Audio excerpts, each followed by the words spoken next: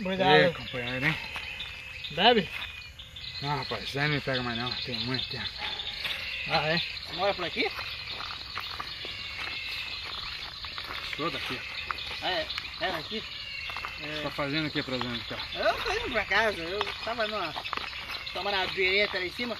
Vem cá, você mora por aqui? Você é casado? Era, companheiro, era. Vagabundo me traiu. Que jeito estranho. Era casado. Mas, então você tá indo pra casa? Rapaz, eu sou daqui, rapaz. O que você tá fazendo pra onde tá? Ah, eu tô indo pra casa, eu tô indo pra casa. Rapaz do céu, que cara é isso aí? Mas... Não conhece nada, né, rapaz? Você não sabe onde é que você tá se metendo. É. E essa merda aí ainda vai te rapar. Isso aqui é do meu dia a dia, pô, minha companheira, é o que me consola, rapaz. Cara, rapaz, eu não tô te conhecendo, rapaz. Quer consolo, rapaz? Vai encontrar consolo uma hora, rapaz. Vai encontrar consolo. Cara estranho, rapaz. Bebe, é daqui, mas não fala de onde que é. E essa mulher, o que aconteceu agora? Rapaz, é uma longa história, rapaz.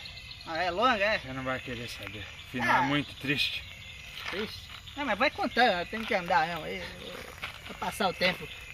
Ah, congelada, rapaz. Parece que morreu, esqueceu de cair. Ajuda e empurro. Companheiro, aí, ó. Ixi, não. Não sabe o que faz. Nossa. Deu até arrepio agora esse negócio aí. Sempre aí. Eu, hein? Rapaz, esse trem vai te matar ainda, rapaz. Cachaça? Mata nada. Falando em morte. Aí, ó. Tenho medo desse lugar aí.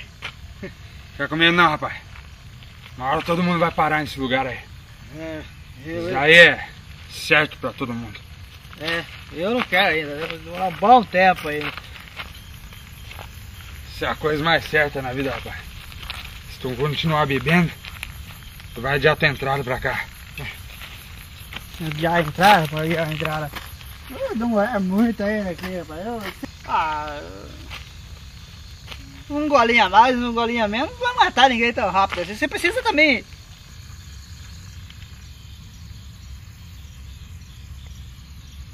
Ô, cara! Ô, meu Deus, cara! Ai, não.